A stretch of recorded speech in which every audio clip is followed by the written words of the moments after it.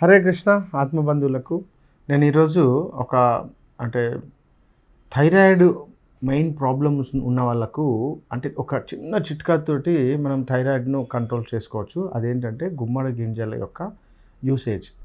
నిజంగా చెప్పాలంటే గుమ్మడి గింజల్ని మనం చాలా రకాలుగా వాడతాము, కానీ ఒక ట్రీట్మెంట్ ఆస్పెక్ట్లో వాడం కదా. కానీ ఇలా ఒక అబ్జర్వేషన్ ఏంటంటే థైరాయిడ్ ఎక్కువ ఉన్నటువంటి వాళ్ళకు అంటే థైరాయిడ్ ప్రాబ్లమ్స్లో T3, T4 సరిగా అంటే పనిచేయనటువంటి స్థితిలో ఉన్నటువంటి వాళ్ళు ఉంటారు కదా, వాళ్ళకు చాలా అద్భుతమైనటువంటి ట్రీట్మెంట్ లాగా మనం ఆలోచించవచ్చు. అదేంటంటే గుమ్మడి గింజలు మనము రోజు తీసుకోవడం వల్ల. అయితే ఈ గుమ్మడి గింజలు మనకు ముఖ్యంగా ఎలా హెల్ప్ చేస్తాయంటే ఈ థైరాయిడ్ ప్రాబ్లమ్స్ ఉన్న వాళ్ళకు మెయిన్ జింక్ లోపం ఉంటే థైరాయిడ్ను మనం అబ్జర్వ్ చేయొచ్చు. అయితే మనకు హైపర్ థైరాయిడిజం ఉంటుంది, హైపోథైరాయిడిజం ఉంటుంది, హషిమోటోస్ థైరాయిడిజం అంటే ఆటో ఇమ్యూన్కు సంబంధించిన థైరాయిడిజం. ఇట్లా 3 రకాలుగా ఉంటుంది. కానీ నేను మోస్ట్ రెగ్యులర్గా చెప్పేది బయట అందరికీ హైపోథైరాయిడిజం అంటే ఎవరికైతే థైరాయిడ్కి సంబంధించిన ఆ హార్మోన్స్ సరిగా పనిచేయనటువంటి వాళ్ళకు T3, T4 హైయెస్ట్గా బయటికి ఎక్కువ ఎలివేట్ అవుతాయి కదా. యాక్చువల్గా అది జింక్ లోపం వల్ల ఈ ఎంజైమ్స్ సరిగా పనిచేయక వస్తుందన్నమాట. కాబట్టి జింకు మనం ఒకప్పుడు ఎలా ఉండేదంటే ఇత్తడి బిందెలు లేదా కంచు ప్లేట్లలో తినడం మనం అలవాటు. అయితే కంచు ప్లేట్ అంటే కాపర్, జింక్ అండ్ టిన్ ఉండేటువంటి ఆ యొక్క మెటల్తో తయారు చేసిన దాన్ని కంచు ప్లేట్ అంటారు. అయితే ఎప్పుడైతే కంచు ప్లేట్లు మనం మర్చిపోయి స్టీల్ ప్లేట్ కానీ ప్లాస్టిక్ ప్లేట్ ఎప్పుడైతే వాడుతున్నామో మన డైలీ జింక్ యూసేజ్ పోయిందనమాట.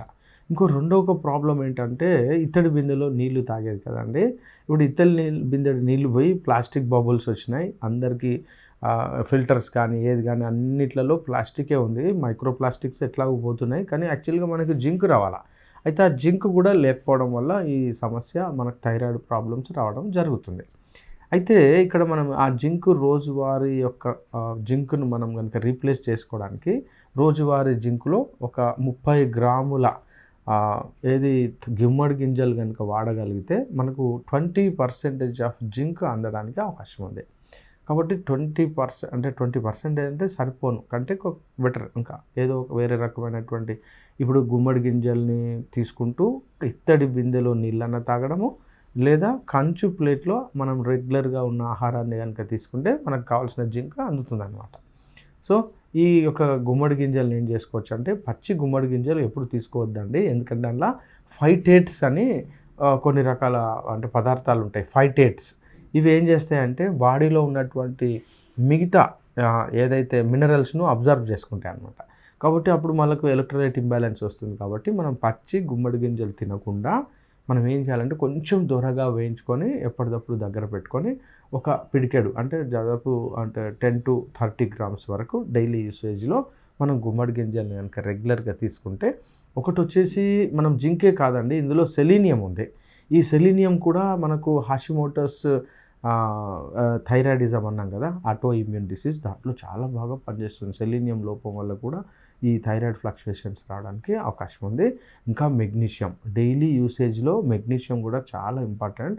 అది కూడా మనకు అందకపోవడం వల్ల కూడా మనకు ఈ యొక్క థైరాయిడ్ ప్రాబ్లం రావడం జరుగుతుంది. కాబట్టి వీటన్నిటికీ బెస్ట్ ఆప్షన్ ఏంటంటే మనం గుమ్మడి గింజలు డైలీ ఒక 30 గ్రామ్స్ వరకు వేయించుకొని మాత్రమే, ఖచ్చితంగా వేయించుకొని మనం తింటే. అందరూ అనుకుంటారు కదా నానబెట్టుకొని, అంటే నానబెట్టుకోవడం కంటే వేయించుకొని తినడమే చాలా పర్ఫెక్ట్ రిజల్ట్గా అబ్జర్వ్ చేయొచ్చు. కాకపోతే ఒక కండిషన్ ఏంటంటే హైపర్ థైరాయిడిజం అనే ఒక కండిషన్ ఉంది చూసారా, ఇందులో హైపర్ థైరాయిడిజం అనేటువంటి లక్షణానికి ఈ గుమ్మడి గింజలు పనికిరావు. ఎందుకంటే అది జింక్ ఎక్కువ కావడం వల్ల వస్తుంది. మళ్ళీ ఇప్పుడు మనం జింక్ ఎక్కువైనప్పుడు మళ్ళీ థైరాయిడ్ గింజలు ఇస్తే కష్టం కదా. అయితే ఇది 100కి అంటే ఒక్కళ్ళు కూడా ఉండరు ఏది హైపర్ థైరాయిడిజం.